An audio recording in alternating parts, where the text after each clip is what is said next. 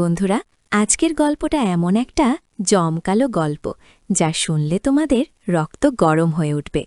আমার বয়স ৩১ বছর, কিন্তু আমার শরীর দেখলে মনে হয় পুরো দোস্ত যুবতী মেয়ের মতো। আমার বিয়ে হয়েছে মাত্র ৯ মাস আগে। আমার উচ্চতাটা ৫ ফুটেরও বেশি, আর আমার শরীরের গড়নও বেশ আকর্ষণীয়। কিন্তু এখন মনে হচ্ছে এই সৌন্দর্য আর কোনো কাজে আসছে না, কারণ আমার স্বামীর চাকরি অন্য রাজ্যে, বেসরকারি কোম্পানিতে। তাই বিয়ের পর থেকে তিনি এখনও বাড়ি ফেরেননি। আমার শ্বশুর বাড়িতে আমার ১৯ বছরের দেবর গৌরব, আমার শ্বশুর আর তার মা অর্থাৎ আমার দিদি শাশুড়ি থাকেন। আমার শাশুড়ি গত বছর মারা গেছেন, তাই আমার স্বামী আমাকে তার সঙ্গে নিয়ে যাননি, কারণ বাড়ির দায়িত্ব আমাকেই সামলাতে হবে। কিন্তু এখানে আমার মনের ভাব বোঝার মতো কেউ নেই। আমার উত্তপ্ত রক্ত ভেতরে ভেতরে ফুটছে, যাকে শান্ত করার জন্য কাউকে দরকার ছিল। কিন্তু আমার স্বামী গত ৪ মাস ধরে বাড়ি ফেরেননি, তাই আমি এখন বেশ অস্থির আর তৃষ্ণার্ত হয়ে পড়েছি। তখনই আমার নজর পড়ল আমার দেবর গৌরবের দিকে। তার উচ্চতা আমার চেয়ে কিছুটা কম, শরীরও আমার চেয়ে হালকা, কিন্তু তার ঘোড়া তার শরীরের তুলনায় বেশ বড়। গৌরব এখন কলেজে বেসরকারি ভর্তি নিয়েছে, তাই এই দিনগুলোতে সে বাড়িতেই থাকে। বাড়িতে আমি আর গৌরব ছাড়া আর কেউ থাকে না।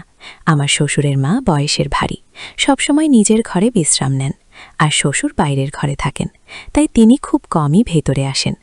আগে আমি গৌরবের দিকে এভাবে তাকাতাম না, কিন্তু যেদিন থেকে আমি তার গলাটা দেখলাম সেদিন থেকে আমার দৃষ্টিভঙ্গি পাল্টে গেল।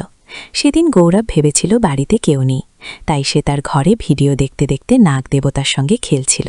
হঠাৎ ওদিক দিয়ে যাওয়ার সময় জানালার দিকে চোখ পড়ল। ভেতর থেকে ভিডিওর মৃদু আওয়াজ আসছিল। আমি জানালা দিয়ে উঁকি মেরে দেখলাম, আর দেখে আমার তো হুঁশি উড়ে গেল। গত ৩ মাসে এই প্রথম আমি কলার দর্শন পেলাম। নাগদেবতা দাঁড়িয়েছিল, আর গৌরব তাকে হাত দিয়ে আলতো করে স্পর্শ করছিল।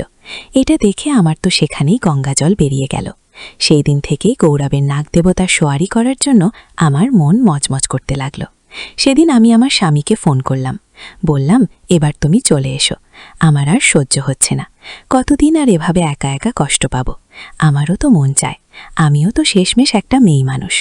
তখন আমার স্বামী ক্ষমা চেয়ে বললেন, দেখো নয়না, আমি তোমার অস্থিরতা বুঝতে পারছি, কিন্তু আগামী ৩ মাস আমার কোনো ছুটি নেই। কোম্পানিতে নতুন কিছু প্রজেক্ট শুরু হয়েছে, তাই সবাইকে ডাবল শিফটে কাজ করতে হচ্ছে। ৩ মাসের মধ্যে ছুটি পাওয়া অসম্ভব। আর মাত্র ৩ মাস অপেক্ষা করো, তারপর দেখো আমি এসে তোমার কী দশা করি। এই বলে হেসে তিনি ফোন কেটে দিলেন। কোনো রকমে সকাল হলো। সকালে আমি সবার জন্য চা নাস্তা বানালাম, আর গৌরবের জন্য বিশেষ করে তার ঘরে নিয়ে গেলাম। ঘরে ঢুকে দেখি গৌরব তখনও ঘুমোচ্ছে। ঘুমের মধ্যে তার নাগদেবতা একদম খাড়া হয়ে দাঁড়িয়েছিল। তাকে দেখে আমার আর সামলালো গেল না, আমি তাকে ছুঁয়ে ফেললাম। নাগদেবতাকে ছোঁয়ার সঙ্গে সঙ্গে আমার শরীরে যেন বিদ্যুৎ খেলে গেল। কিন্তু তখনই দেখলাম গৌরব জেগে গেছে, আর আমার দিকে তাকিয়ে আছে। আমি তাড়াতাড়ি পিছিয়ে গিয়ে বললাম, দেবরজি, এবার ওঠো, সকাল হয়ে গেছে। গৌরব আমাকে গুড মর্নিং বলে মুখ ধুতে চলে গেল, আর আমি সেখানেই বসে ভাবতে লাগলাম, হয়তো গৌরব দেখেনি। এরপর গৌরব তার ঘরে ফিরে এলো, আর আমরা দুজনে দেবর ভাবি হিসাবে গল্প করতে করতে নাস্তা করতে লাগলাম। হঠাৎ আমি পেটে ব্যথার অজুহাত দেখিয়ে জোরে জোরে কাঁদতে শুরু করলাম। গৌরব হক চোখে জিজ্ঞেস করল, কি হলো ভাবি, তুমি এত কষ্টে কেন? আমি বললাম, গৌরব জানি না কেন, সকাল থেকে বারবার পেটে ব্যথা করছে। গৌরব বলল, একটু অপেক্ষা করো ভাবি, আমি পেটের ওষুধ এনে দিচ্ছি। আমি ইচ্ছে করেই পেটে ব্যথার অজুহাত দিয়েছিলাম, যাতে গৌরবকে কাছে টানতে পারি। তখন আমি তাকে থামিয়ে বললাম, গৌরব, পেটের ওষুধ তো আমি আগেই খেয়েছি, তুমি বরং একটু আমার পেটটা টিপে দাও। গৌরব প্রথমে একটু ইতস্তত করল, কিন্তু আমার কষ্ট দেখে বিছানার বসে পেট টিপতে শুরু করল। সেই মুহূর্তে আমার খুব ভালো লাগছিল। গৌরবের চোখও এদিক ওদিক ঘুরছিল। হঠাৎ শ্বশুরির আসার শব্দ পেলাম। আমি গৌরবকে বললাম, ঠিক আছে গৌরব, আমি রান্না করতে যাই, আজ তোমার বাবার বাজারে যাওয়ার কথা। এরপর আমি রান্নাঘরে গিয়ে খাবার তৈরি করলাম। শ্বশুর আর দিদি শাশুড়ির জন্য খাবার পরিবেশন করলাম। রান্নাঘরে গৌরবের জন্য রুটি বানাচ্ছিলাম। তখন গৌরব পেছন থেকে রান্নাঘরে এলো। আমি তাকে দেখে আগে থেকে আমার শাড়ির আঁচল ফেলে দিয়েছিলাম।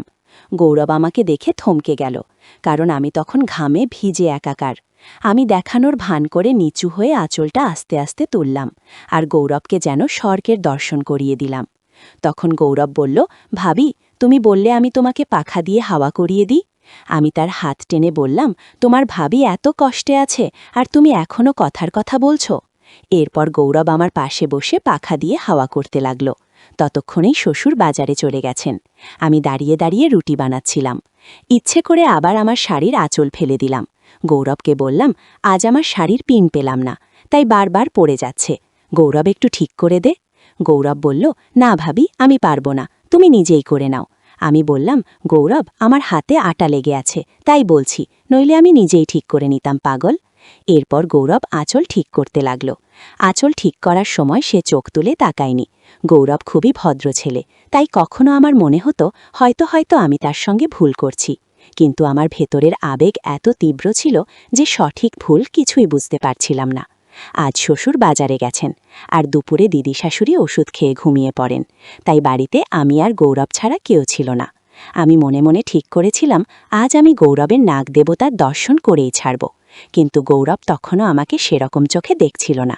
সারাদিন আমি গৌরবের আশেপাশে ঘুরঘুর করলাম, তাকে ফাঁসানোর চেষ্টা করলাম, কিন্তু গৌরবের মন শুধু উপর নিচ হয়ে থাকল। আমার সঙ্গে এমন কথা বলতেও সে লজ্জা পাচ্ছিল। সন্ধ্যায় আমরা দুজনে বসে খাচ্ছিলাম, তখন গৌরব অবশেষে বলেই ফেলল, ভাবি, মনে হচ্ছে আজকাল তোমার শরীরটা খুব একটা ভালো নেই। তুমি কয়েকদিনের জন্য ভাইয়ার কাছে শহরে চলে যাও, এখানে আমি সব সামলে নেব। আমার চোখে জল এলো। আমি গৌরবকে বললাম, বাস তুমি থামো, গত 2-3 মাস ধরে আমি কতটা কষ্টে আছে কেউ জানে না। তোমার ভাইয়ার কোনো চিন্তা নেই, তোমারও নেই। আমাকে কাঁদতে দেখে গৌরব আমার চোখের জল মুছতে লাগল। তখন আমি তার গলা জড়িয়ে ফুঁপিয়ে উঠলাম। আমি কি যে বলে ফেললাম নিজেই জানি না। গৌরবকে বললাম, দেবরজি, তোমাকে দেখলে মনে হয় তুমি তোমার ভাইয়ার মতোই, তাই মাঝে মাঝে আমি তোমার আশেপাশে বেশি ঘুরে বেড়াই, প্লিজ এটা খারাপ ভেবো না। গৌরব বলল, না ভাবি, তোমার কথায় আমি কেন খারাপ ভাবব, তোমার মতো ভাবি তো ভাগ্যবানদেরই জোটে। আমি তার হাত ধরে স্পর্শ করতে করতে বললাম, দেবরজি, তুমি আমার থেকে এত দূরে দূরে কেন থাকো? আমি কি তোমার ভালো লাগে না, নাকি আমি তোমার গার্লফ্রেন্ডের মতো সুন্দর না?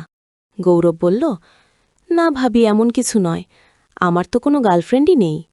আমি তার কোলে মাথা রেখে বললাম, তোমার কোনো গার্লফ্রেন্ড নেই? তাহলে আমাকেই তোমার গার্লফ্রেন্ড বানিয়ে নাও।